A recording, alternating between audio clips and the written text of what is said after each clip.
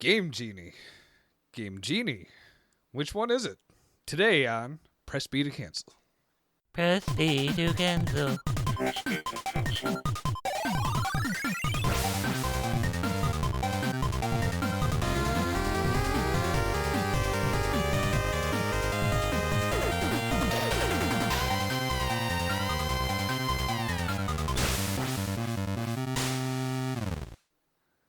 Press B to Cancel. Okay. Game Shark. Game Shark. Pro Action Replay. Over 25 million lives will be saved. Nice. So, ladies and gentlemen, welcome to Press B to Cancel. If you heard that lovely voice, that was Werewolf. Say hi again, dude. Hi again, dude. Okay, so we have Werewolf with us. We have Sick Jake with us. Glad to be here. And we also have GP from the Therapy Couch. Hi. Hi. So now that you know what none of us actually sound like when we're talking, I'm going to keep on going here. I'm Pulse109, and you may find me on such great things such as Twitch, Twitter, and Tinder. I mean, never mind. Okay. So what are we talking about today? Game Genie. Game Genie. Okay, yeah. Let's talk about this. First off, Game Genie or Game Genie. This has been a going battle. There it is. Excuse me, what was that? So, yeah. For once, it's not me trolling with the sound effects. Yeah, I like it, though. Come on, it's got that satisfying just crunch to it. For anybody who doesn't know, so Game Genie was a third-party peripheral for a lot of the early, 18 to 16-bit consoles. Now, anyone who's wondering, peripheral is essentially a non-essential component you can have for your computer or console. So technically, your computer, mouse, printer, tablet, these are all considered peripherals. The thing is, you kind of need a mouse and keyboard. You arguably need a printer. But a Game Genie was also a necessity as a kid. Sometimes as an adult if you're Sick Jake. Anyways, I never had one as a kid, so I just had to enjoy it when someone else had one. Now they made Game Genies for NES. That burn just went like that over my head. Yeah, not even a chuckle. Damn. No codes for Kirby. So, in here. what was that? No codes for Kirby in here. Oh, well, Sorry, we're Jake. screwed. Okay. Game's hard enough. You just have to make your own. Well, that's why we use the Game Genie, right? To make games harder. Yeah, there's for Punch-Out especially. So, but so they made Game Genies for the NES, SNES, Game Boy, Sega Genesis or Mega Drive for those who had the Mega Drive and the Game Gear, and this is actual Game Genie brand ones. I said it like Werewolf. There were other ones.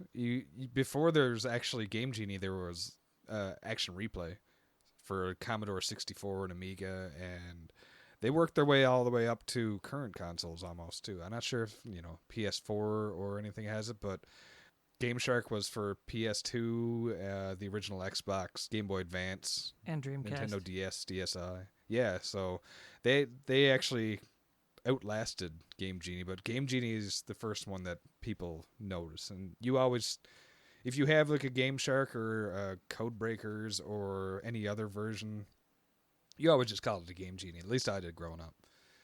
So the Pro Action Replay was before Game Genie?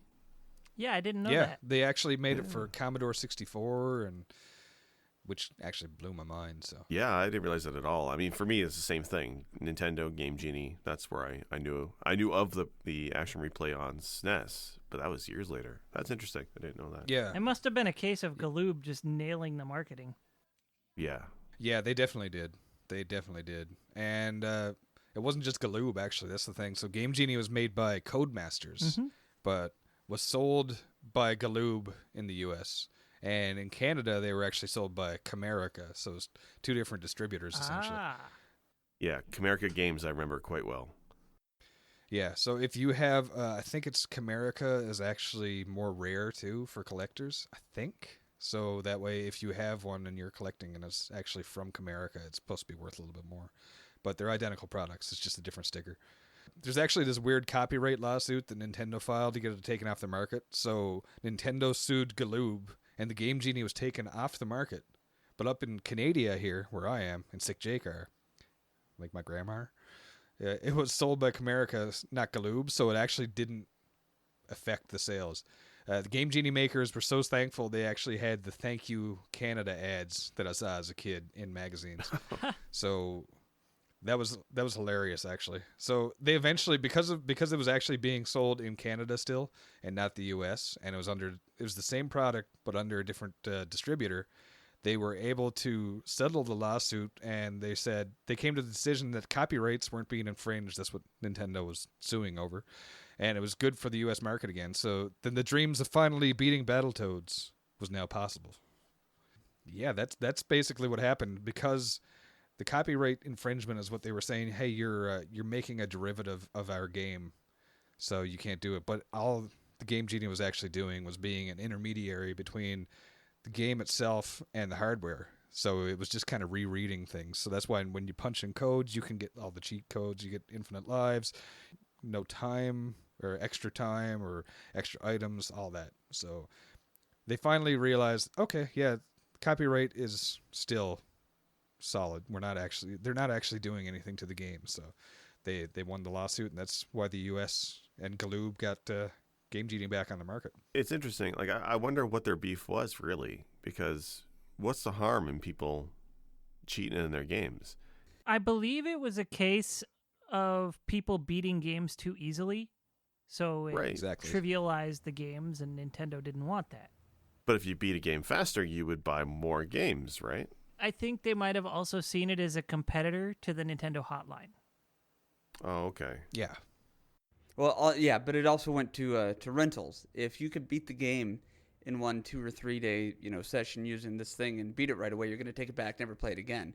Whereas some of those games that were Adventure Island or Kirby that took so many hours and then you could never beat it, you would go back and rent it. So if you just had the ability to beat it, like that. I don't know if you guys picked up on the snap. Oh, snap. I heard There. it. Yeah. Now you There we have go. several. There we go. Thanos. Okay. Anyway. Stop. I think something just broke in another country, like butterfly effect or something. Zimbabwe, we love you. We love you, Zimbabwe. Yeah. But yeah, so I think that was their big thing is people would quit renting their games because they could just beat them all willy-nilly. Yeah. I don't even think it was that. I think it was purchasing games, because from a rental, you only got maybe a taste of the game sometimes. But if you rented it and then played it with a Game Genie, you would beat it instead of be like, oh yeah, I want to go out and buy it. Shh, I'm busy. But like Nintendo doesn't care about rentals because they don't make money off that, or they didn't, right? In fact, Yeah. they sued Blockbuster, I think, at one point. Yeah.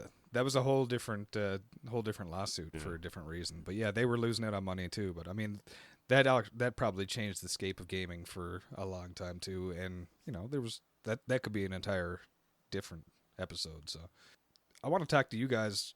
I want to know, I mean, has everyone here used a Game Genie or a Game Shark or anything of the like? Oh, yeah. Yeah. How about you, Werewolf? Yeah, I have. I think I had 2 of them for the NES because one of them cracked. Oh, okay. So you weren't just using the Game Genie in the background for the first time just for this episode. Okay, that's good to know. No, I've actually not used it since probably 15 years ago. So I'm reaching back here. Oh, honest. I like it. And GP, how about you, man? Did you have one? Did you use one? Or I never actually owned one. It was always like the friend of a friend, and we got to play it. Yeah, growing up, we didn't have one, but we had family who did. Now I've got one for the NES and the Super Nintendo, but I've actually kind of got a whole philosophy that I've built around these gaming devices that I'll talk about that later. But yes, I did play with them growing up a little bit. Okay, cool. So I just want to bring into I want to dive deep into the memory banks. And no, Jake's already done that joke. Jake, what's probably one of the most prevalent memories you have for using a Game Genie? What kind of game?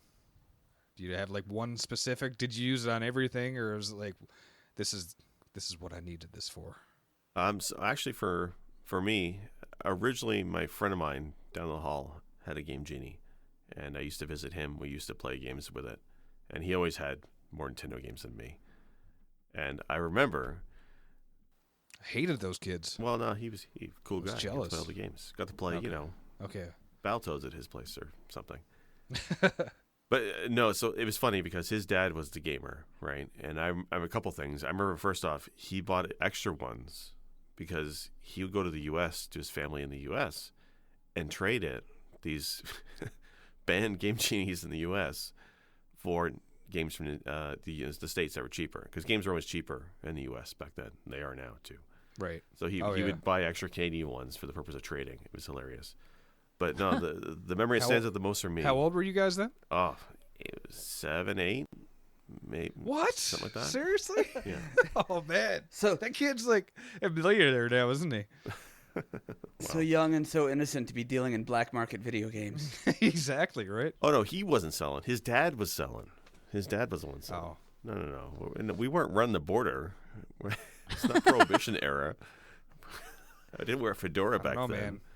Don't admit too much. I don't know what the statute of limitations is for video game smuggling. Yeah. Yes, I am the Al Capone of video game bootlegs. No, Yeah, I like how he said it was a kid down the hall. Sure.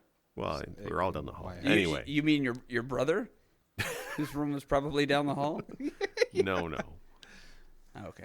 Sister then. Anyway, so it was a friend of mine, brother, and he had a sister, actually. And they used to fight all the damn time, like siblings do. And I remember, his parents, they thought a good way to get both their kids to play nicely together would be if they gift a new Game Genie to the sister. Because they had a re-release with an updated code book. Because I remember vividly the purple code book, because I later got that version. But his mom got his sister the new one, the white code book one. And there was codes in there that weren't in his. And in order to use them to look up that book, he had to play nice with his sister. And she would hold that book over his head. For a 7-year-old, she controlled that boy with the white book. It was funny. And they used to fight over it. And I just thought, as a parent, when I have kids myself now, the one thing I told myself I'll never do is I will never trick my children into playing together with something like a video game. Anyway, I thought that was so bad. There's a joke opportunity in here somewhere where I can just be like, the power is yours. I don't know. It felt better in my head. Okay. You need to put an echo on that in post. I'm sorry. Yeah. Make it very He-Man. Oh God. That's who said it, right? I have the power. Yeah. Anyway. No, the power is yours was Captain Planet. Was it? Yeah. I thought it was He-Man. Yeah. No, He-Man is I have the power. Yeah. Well, shit, I screwed it up anyways because I was supposed to say, and knowledge is power. Anyways. So we're going to go on.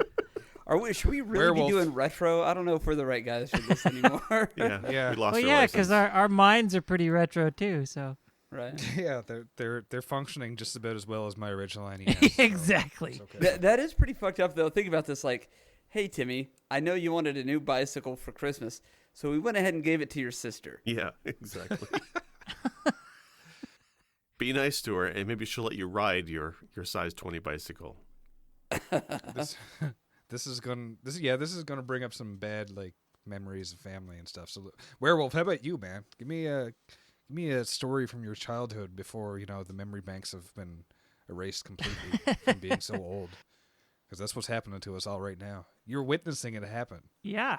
So I didn't actually play one specific game with the Game Genie. How about the Game Genie? That one either. I wasn't a fan of trying to cheat my way through games too much. I more used it for fun when I was bored. Or, if a game was ridiculously hard, I'd like to try and mess around and cheat my way to a point to see what was coming up so that I could sort of get a hang of it. So I remember doing things like skywalking in Mario 3, where you jump and then he'd take like maybe 5 or 6 steps as he sort of walked downward in the air. And if you didn't jump within that period of time, he would fall. So it wasn't exactly walking. It was more like he'd land on an invisible platform and slowly cruise downward, and then you had time to jump again. Otherwise, gravity would kick in. Skill. I mean, I can do that in real life, but it's a whole lot more impressive to do in a game. I do think I used the crap out of it with Legacy of the Wizard, and I still never beat it as a kid. Really, That's that how game hard could that really game is. use that kind of jumping for sure. Ugh. That game is Yeah. nuts. Did you beat that on stream afterwards? I I did. can't even remember.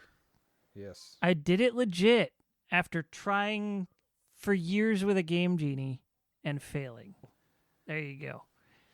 Yeah. And I mean, Game Genies didn't give you the chance to, look at a map. So, it wasn't perfect, but still. I know I think most of the times I used it, I never actually beat the game I played it with. So, was it A Boy and His Blob? Never did beat it. I remember That's a using hard infinite game, jelly man. beans and having invincibility, and I'd get halfway through the caves and fall into a pit where you're supposed to die, and I'd be invincible. So now I was just stuck. Stuck, yeah. I was going to Soft say, lock. because that's a game that's unforgiving even when you cheat. Yeah. And the hitboxes, and I mean, come on. Even the genie of games cannot save you sometimes when the games are that hard. Yeah, so I did a lot of stuff like that. I didn't actually cheat my way through many games. I'm pretty sure I used it for Punch-Out at one point. I'd probably need that still. I used it for Castle Quest, but I think it actually made that one harder when I'd like try to up my character's speed. Is that the one where you run around and look? There's 2 Castle Quests on NES. It was the one where you travel around room by room and you need to get the colored keys to go through the colored doors that match those That's keys. the one I had. You kind of look like a purple Robin Hood or something. Yeah, you're like a little musketeer dude. Yeah, exactly. Okay. Yeah, that one was tricky too. So you had to be careful, is what I'm getting out of this, because I never had a lot of experience with it. I had to play using one at a friend's house, so it was kind of like the excitement of, oh, let me try this, and then punch the thing in, and then of course in my excitement I'd never punch it in right, and then the codes wouldn't work, and then the game was just messed anyways. Well, some games even have warnings. So under Chip and Dale, in the manual here, it says, note, don't use the invincibility code with any of the freeze codes. And the freeze codes are like to freeze certain enemy characters so they don't move. Okay, yeah. Because you may get stuck. If you do, just press reset and start again. And that's what they all say. It's like, don't do this, because if it happens to you, just start over. Okay, well, GP, how about you, man? We got to have something in here. I'm sure you got some experience with this.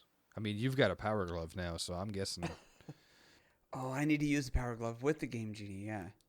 Oh, I guess mine's from Galoob, so it's the Game Genie. It's not one of the Comerica ones. I was gonna say, yeah. So it's a Game Genie. Yeah. Is the American one, Yeah. So and the Canadian one is from Comerica. So figure that out. Drastically different hardware. yeah.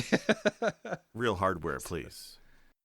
Okay, so yeah, my cousins had the Game Genie before we did, and at home, like the games that I had, I didn't really need a Game Genie for, because they were like Super Mario Brothers that had warps, or it was Contra that had the Konami code, so I could usually beat those games on my own. So whenever I did fool around with the Game Genie, it was usually just to try to like get OP'd and just have fun. You know what I mean? To see what you could do to mess with the game. The one exception that I had as a little kid was trying to beat Teenage Mutant Ninja Turtles. Couldn't do it without the Game Genie. Ended up doing it for the very first time using a code that spelt out something I'll never forget. It's Zuno@GP. ZUNOATGP. Which if I ever like buy the rights to a website, I might just make that my email. If you want to get a hold of me, just whatever at GP. Zuno@GP. Anyway, not important. And I remember beating it with the Zuno@GP, which is like pick up 50 weapons whenever you pick up weapons. And it just made everything go by faster, and you had more weapons, and you could beat it much easier. And I hated that. I beat it, and I immediately felt like, well, I still can't beat it on my own. So that was kind of where I got my philosophy of like, don't use any game-altering software like that or hardware until you can beat it without it. So yeah, that was pretty much it. I would do things, with like Final Fantasy 2 at the time, which is Final Fantasy 4, to start off with like infinite money or, everybody at level 99, just because it was something new to try to OP. Yeah, I actually remember doing that myself. Yeah. I remember being in like the desert as soon as you get Rydia, and as soon as she joins like your party, it's like get him one fight with like an elf or something in the desert, and next thing you know, boom, 30 levels. Yes, yeah. Thank you. Essentially, you're just waiting for her to have enough MP to be able to cast the stuff that she already knows. Yeah, exactly. But the one game that changed everything for me, like it was a Game Shark actually. It was a PlayStation 1, Final Fantasy 7. This was, we had the internet after a while, and then if you could just look up the sheer number of codes available to break this game, and of course I played through it without any codes first, but then after that I just went crazy, starting off with all the different mastered materials, all the highest level weapons, all this stuff. I would always try to not mess with my own stats too much, so I could just have strong things even though I'm weak.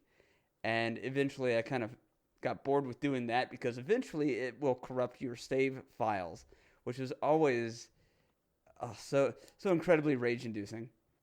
Yeah, I did it the old-fashioned way with that game and just grinded the hell out of everything. So, but eventually what I ended up doing, and I wanted to make sure to mention this before I forget, because I want anybody out there who is still using a Game Shark and Final Fantasy VII, do it to where you limit yourself to only one type of materia color. For me, the funnest challenge was always command only, so only yellow materias. And yes, when you use the Game Shark, to start off with those materias, they are already mastered. I've never seen a code that will let you start with a new non-mastered materia, but do the yellow materia only challenge, or green or red or whatever, and go at it. That is a very, very fun and exciting way to play Final Fantasy VII. I was kind of thinking on a tangent there. I was wondering which version of the Game Shark you had, GP. Okay, so my original PlayStation that I had was the square one with the round lid in the middle. So you would have to take the panel off of the back. The I/O port. Plug in. Yeah, with the I/O port, yeah. Because they worked that out of later versions of the standard PS1. Like, not the little version, but the PSX. They worked the I/O port out of that. And I had that Game Shark, and I had my PlayStation modded. So eventually, from playing, I don't know, like, I modded 2 PlayStations, and both of them died off on me. So I think it had to do with, for whatever reason, my motors would die or something on my PS1. I don't know why, so I stopped modding them after that. And so my import games were useless. But with the third PlayStation came no more I/O port, so my Game Shark was useless. I ended up having to get rid of it. Didn't they, like, for PS2, I'm thinking it was Game Shark, but it was just a disc. So did they ever do that for the PlayStation 1? Because you just put the disc, you put in the Game Shark disc first. After the I/O port got removed, they started making them, both Action Replay and Game Shark, they started making them to where they were a memory card slot and a disc. Right. The disc would be the thing to initiate it, yeah, and then the memory card would actually be like a warehouse, if I remember right, for the thousands of codes for the thousands of games. Yep. Ooh. Now we're talking. Oh, yeah. But Jake, you have any experience with these codes? Yeah, I never really played with the Game Shark or the Pro Action Replay, although I remember seeing ads for them all the time. And I was always curious, especially about the SNES Game Genie, how it would be different than the Nintendo one. But the Nintendo Game Genie, I ended up getting myself as well. And probably the most memorable game for me is the original Mario Brothers. I didn't have very many games, but I had that, typical Mario and Duck Hunt combo pack. And I would just randomly throw in codes. And there's just such a range of effects that can happen. So I got a couple listed that I wanted to mention. There's also a guy on YouTube, Gilgruz. I'm going to say his name because The dude's been around for like 15 years, and his highlighted videos are all Mario Game Genie codes. So the guy's dedicated. And there's some of these I remember doing myself as a kid, because obviously I don't have my original hardware, and I don't have my code book, because I used to write my codes in there. So I'm using him for a lot of the code names. But some of like the fun ones you could do in Mario were GAGOTO, GAGOTO. Maybe listening off the letters is not a good idea. But that code, GAGOTO, I'll just say him. That's how I'll do it. Gagoto. Gagging's great. Gagging's fun. And in Mario Brothers, it let you swim everywhere. And it seems stupid. And it seems like, obviously, it's overpowered, but it's fun. The fact that you can do every single level swimming as if you're underwater is hilarious to me. And the game had all kinds of codes like that. There were ones that, what was it? It was EVYIVY. Anything that touches the ground, like falls, bounces like a little ball. Mushrooms, Whoa. enemies, star, everything. Well, star already bounces. Just makes all the physics in the game really odd for the enemies, and you have to get around it. Small little effects, and those are the codes I like the most. Like, yeah, infinite lives, yeah, it's fun, but the effects that change the game is what I like the most. One that was really popular was Stagio. All the enemies use hammers. Hammer Brother has to be easily my most hated enemy. Why not have all the enemies shoot hammers? It's freaking hilarious. So like stuff like that is just wild to me. You say it's freaking hilarious, but I'd really like to have seen young Jake play in this game and losing his shit. Because I know how like adult Jake loses his shit. Well, but the difference here though is you're the one making it. You're like plus messing around the codes. You're testing things out. You're trying things out. It's just fun. Like you never got very far. Like half the ones I like the most, the ones that used to change the colors. Right? There was one I remember distinctly. The background became a giant neon pink, and all the foreground and sprites were black.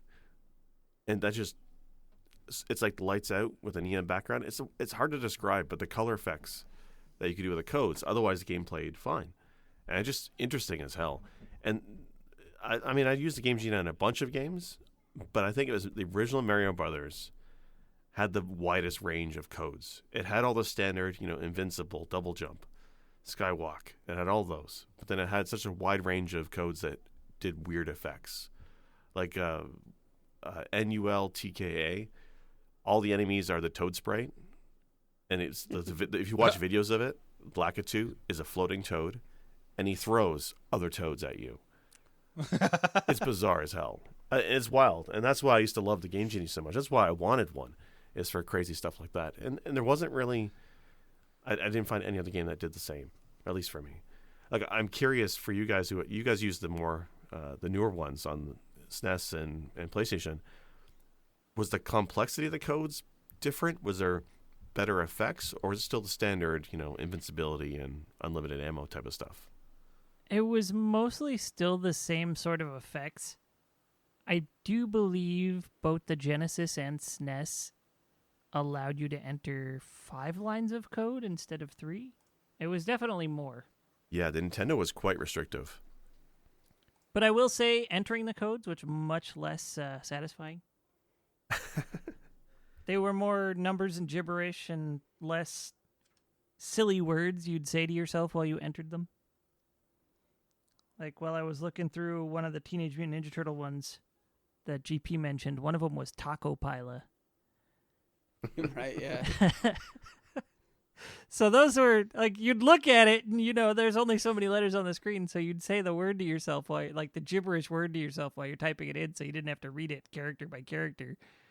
But once it came along to Game Shark and Action Replay, you really more or less had a code repository, and you'd sometimes go online and find codes, and you'd add them, and then they would stay in your repository that was your memory card or your device or whatever it was, and then you'd turn them on individually. So you could have tons of codes on at once at that point. Yeah, I remember playing and would use like one code at a time because I'd end up trying to do so many things and I'd just break the game.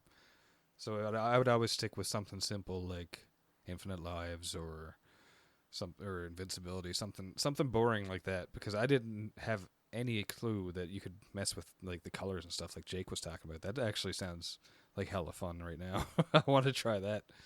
There was also I'll never forget this with the Ninja Turtles. There was a code that it wasn't invincibility, but it was mostly invincibility. Oh God, there's Half-assed GX. invincibility. Yeah, right. No, it was in the book. Is like don't take most types of damage, and it was GXS OUAST.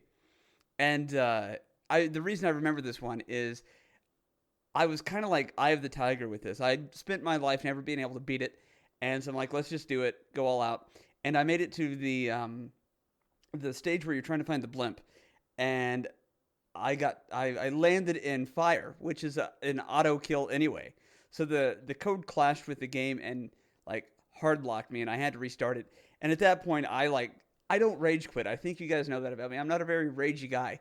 I raged that day because I was like, it took me forever to get there, and I'm using this code, and I fucked this up, and I'm 10, and I don't know anything else, and I got so mad.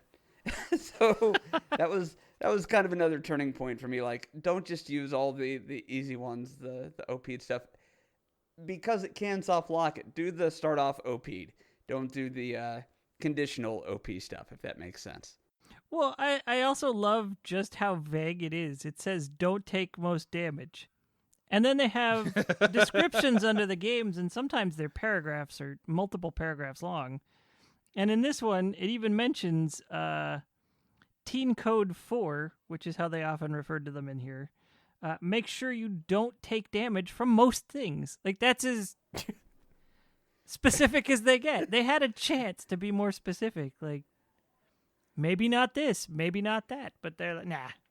You mentioned earlier the one game where they're like very clear, Chip and Dale, I think you said, where don't mix this in this code, otherwise you'll lock your game. So why are they so specific there and so vague on what the other one does? Right. Oh my God, I just remembered.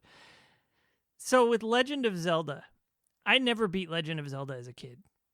Even with the Game Genie, I couldn't do it. I'd get stuck places. I couldn't find the hidden dungeons. I'd have a problem with that. So my I'm thought waiting for him to process. say that he beat it with a Game Genie instead. My thought process, well, because I couldn't figure, like I was not very good at the game. I was a kid, so I was like, you know what? I'm gonna try this with the Game Genie. I'm gonna use infinite life. I'd get really far in the game, and then I'd get so frustrated that I couldn't get further, and I'd have to quit. And I'd be mad that I'd have to quit because I'd be like, oh, fuck, next time I have to start over again. And I literally only just learned this like 2 weeks ago, that you can save your game at any time in the original Legend of Zelda with like pushing start and select at the same time or something. It brings up the save game menu. Yeah, you thought you had to beat the game all in one go? I thought you had to die to save it. Oh, okay. No. With infinite life, you cannot die. This is why you read the manual. I was a kid. Did you read the manual as a kid? Yes. I did. I loved game manuals as a kid. I missed them. I still miss them. Yep. I read them as I got older. As like a teenager, yeah, but not as a kid. I bet you learned your lesson from playing Legend of Zelda. I guess you never beat Star Tropics either. To be fair, that one I beat on the NES Classic. I already knew about that stupid magic code nonsense. Yeah, that was pretty innovative at the time. Just one way to keep out rentals. And here's an interesting aside to all this. I remember reading, like checking the tips and tricks sections in like Electronic Gaming Monthly and Game Pro as a kid to find Game Genie codes for games I already had. Like, that's how I got my new influx of codes as a kid, because I had that stupid purple book. I didn't have the white one. I started collecting codes for Game Genie from magazines. Even though I didn't have a Game Genie, I said someday. And I never did. Okay, I haven't told anybody this. I have, I say have had. Game Genie Confessions. Yeah, right. After dark. I always had a diary that a family member had given me for like a birthday or something. I don't know. They thought I'd be some sort of person who uses a diary. I don't know, but it never really took. So essentially, I had like 2 or 3 pages. So they gave me a diary, and it had a unicorn. Okay, I don't know what I'm supposed to say here. No, it was a horse with a sword on his head. His name was Stephen, and he was there to guard my hopes and dreams. No, so I had 2 or 3 pages of like, very cringeworthy stuff, and then page after page after page of Game Genie codes. That's hard to say. Game Genie codes. Thank you. Yeah. So, and then of course, eventually the internet came out, and we would go and do the dial-up thing, and then we would just print out pages and pages of different codes for all sorts of things. But yeah, my original diary was 3 pages of cringe, and then 90 pages of Game Genie codes. See, I think this is crazy just how oddly varied our experiences are with this thing, where I figured everybody would be playing it like me. No. Like, you guys, it's like we have nothing shared experience except for, at some point, I use the Infinite Lives code. Yeah, I agree. I feel like there's 2 things that we all have in common here today. One is the Infinite Life codes, and the other is that, in hindsight, we can probably all agree that smuggling Game Genies back and forth between countries is not the best idea. I don't know, man. I never heard any news headlines looking back. Yeah, I He guess got if away you're, with if it. you're good enough, yeah. I mean, he used to ride a Harley Davidson and wear leather jackets. okay. So maybe he was telling his kids he was smuggling Game Genies, and it was really cocaine. I mean, who am I to know? Who am I Maybe he really hid to cocaine judge? in the Game Genies. He had all the cool toys. Maybe I know why. So this is a good place to end it for the night, guys. Game Genie got a new, Confessions. I could see that happening, getting pulled over, and they do a search, and they find like these Canadian Game Genies, and they're like, well, bootleg. we'll let you go because we were looking for meth. Here's your video games. It's like a box of like counterfeit Game Genies or something. And then one guy's like, I'm going to keep this for my kid, though. Drive safe. Yeah. Kid opens it up when he gets home. It's just like 6 kilos of cocaine. Oh, my God. That's why he had ADD. Oh, shut it down. Oh. Hey, what Okay. are the price of turnips today? Anybody check the turnips? No, we're not getting into that. All right. 52. Guys, thank you. This has been Press B to Cancel. And this is our discussion on Game Genie. See, we got the best of both worlds that time. From Galoob. From Gamerica. Galerica? Saving Oh, so it many was- lives. hold on real quick, though. It was Gamerica with a G. No, it was a C. No, it's Camerica. Okay, It's a C. that's what I thought. I was trying to like combine. Canadian America. Yeah, okay. Yeah, I was trying to combine Galoob and Camerica. Anyways, so let's find out where we can find you, Werewolf. Can we find you anywhere on the interwebs, or is it just here? Pretty much just here right now for the foreseeable future. Okay. Well, enjoy some more of the previous episodes with the beautiful Werewolf. He's got the face for radio, like the rest of us. What the hell was that, Steven, Steven? the unicorn. Okay. Bringing it back. How about Jake? Yeah, Jake. How about you, man? How can anybody find you? Yeah, I'm Sick Jake. You can find me on Twitch and Twitter. Some of the time. I don't know. But look forward to my Netflix special. My Netflix special, Game Genie Confessions. For some reason, I was picturing a 976 number at the end. Sorry, I had to do one more time.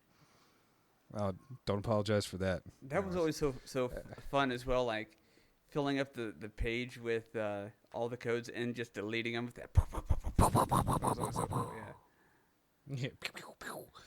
All right. And GP, where can we find you? Well, when I'm not here doing Press B to Cancel, you can find me on Twitch under twitch.tv/thetherapycouch. You can also find me on YouTube as The Retro Therapy, and then you can probably find me as either of those on Twitter. Also, I think I have an Instagram. What is life? Okay. And I'm Pulse109. You can find me here and at Twitch twitch.tv/Palsh109. That's PALSH109. Guys, thank you for sharing your experience with me and knowing that I was not the only kid who was afraid to die in games and had to use the Infinite Lives cheat. So, thank you. I'd still rather have a Game Genie than cocaine. Yeah, me too, actually. Yeah. Probably get you in a lot less trouble. One might be more valuable than the other, but we can't tell right now. We'll have to check. I'm not nostalgic for smack. Yeah, exactly. All right, guys. Thank you again. And until next time, mash that B button or keep listening to us. I was waiting for you to actually hit that. Special thanks for music go to Arthur the Ancient, found on SoundCloud, or The Last Ancient on YouTube. For more episodes, please visit our website, pressbtocancel.com. As well, feel free to like or subscribe at Apple iTunes, Google Podcasts, or anywhere else you like to listen to your favorite shows. As always, thank you. This has been Press B to cancel.